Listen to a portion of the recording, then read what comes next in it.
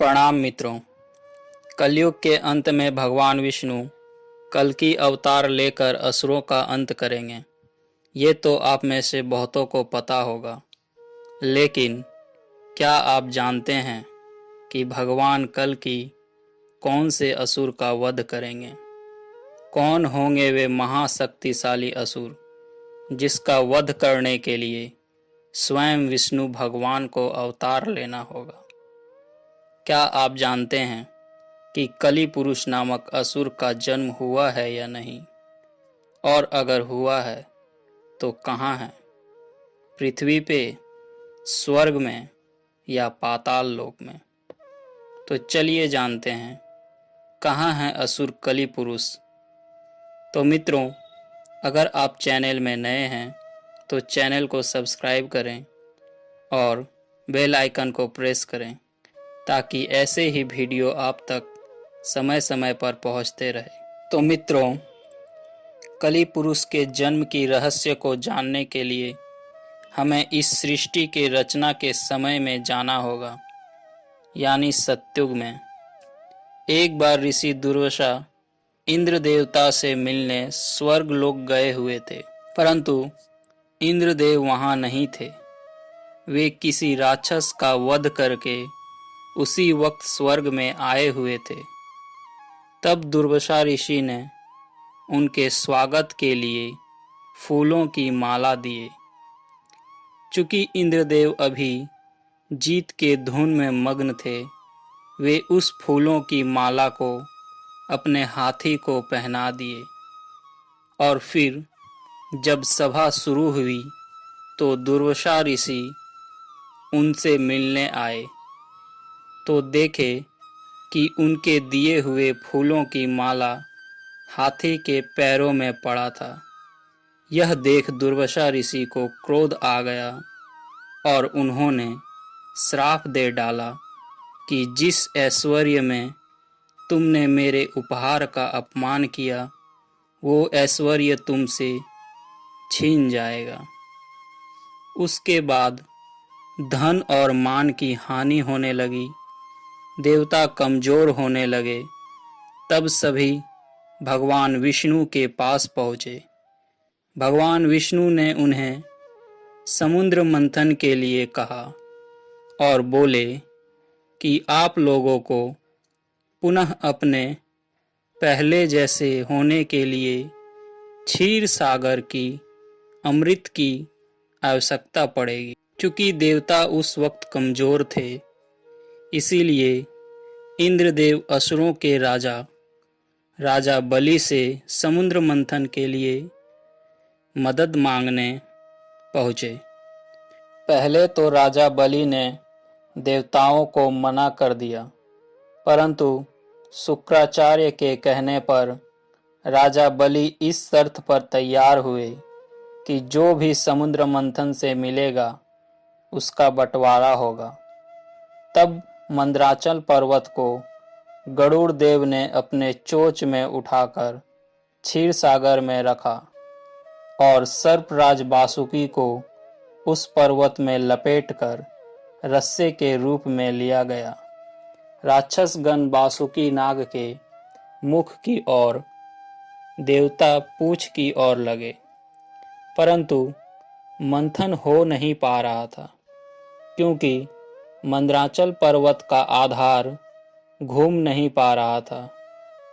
तब भगवान विष्णु ने कछुए का अवतार लिया और मंदराचल पर्वत को अपने पीठ पर रखा। तब मंथन का शुरुआत हुई। उससे बहुत सारे आभूषण के साथ पहले हलाहल नामक तेज विष निकला, जिसके प्रभाव के कारण सभी मूर्छित होने लगे। फिर भगवान भोलेनाथ ने भगवान विष्णु के कहने पर विषपान किए, परंतु इस विष के तेज से भोलेनाथ भी जलन से प्रभावित होने लगे। तब शक्ति रूपी देवी पार्वती ने उस विष को अपने हाथों से भोलेनाथ के गले में ही रोक लिया। इस विष के प्रभाव से भोलेनाथ का कंठ नीला पड़ गया। तब से भोलेनाथ को नीलकंठ के नाम से भी जाना जाता है। परंतु इस क्रिया में विष का एक बूंद राक्षस कली के मुख में जा गिरा और फिर आगे जब मंथन हुआ तो उसमें कामधेनु गाय निकली, जिसे ऋषियों ने रखा। उच्छेश्व अश्व को राजा बलि ने ग्रहण किया। कौस्तभ मणि और शंख को भगवान विष्णु जी ने ग्रहण किया। इसके बाद निकली संजीवनी बूटी। इसे पृथ्वी पर एक सुरक्षित स्थान पर स्थापित किया गया। ये वही संजीवनी बूटी है जिसे रामायण काल में लक्ष्मण जी को दिया गया था। और इसके बाद धन संपदा लेकर लक्ष्मी जी निकली। सभी देवता, ऋषि, मुनि और राक्षस लक्ष्मी जी को रखना चाहते थे, परंतु लक्ष्मी जी ने खुद से विष्णु जी को ग्रहण कर लिए। चंद्रमा निकले तो भोलेनाथ ने ग्रहण किया। उसके बाद परिजात वृक्ष और कल्प वृक्ष निकला, जिसे स्वर्ग में स्थापित किया गया। इसके बाद वरुणी देवी यानी सुरा देवी यानी गॉडेस ऑफ एल्कोहल, जिन्हें असुरों ने लिया, और अंत में भगवान धन्वंतरी अपने हाथों में अमृत कलश लेकर निकले।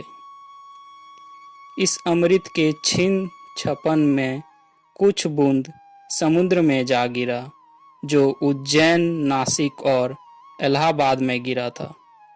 और कहा जाता है कि हर 12 वर्ष पर फिर से वो अमृत प्रकट होता है। उस वक्त स्नान करने से रोग दोष दूर हो जाता है और उसी अमृत के कुछ बूंदें कली पुरुष के मुंह में जाके गिरा, जिससे वो फिर से जीवित हो उठा, परंतु वो भौतिक रूप में आ ना सका। कली पुरुष अभी भौतिक रूप में नहीं आया है, परंतु वो अपनी शक्तियों से इंसान पर काबू पा सकता है और कलयुग के अंत तक वे भौतिक रूप में आ जाएंगे। तब पाताल लोक से असुरी शक्तियों को आजाद करके इंसानों पे राज करेगा।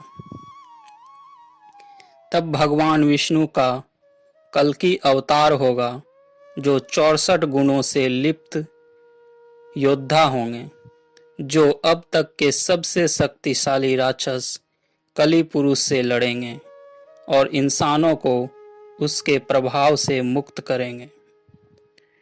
परंतु इस युद्ध में कली पुरुष के तरफ से इंसान भी लड़ेंगे, क्योंकि तब तक धर्म पूरी तरह से नष्ट हो चुकी होगी।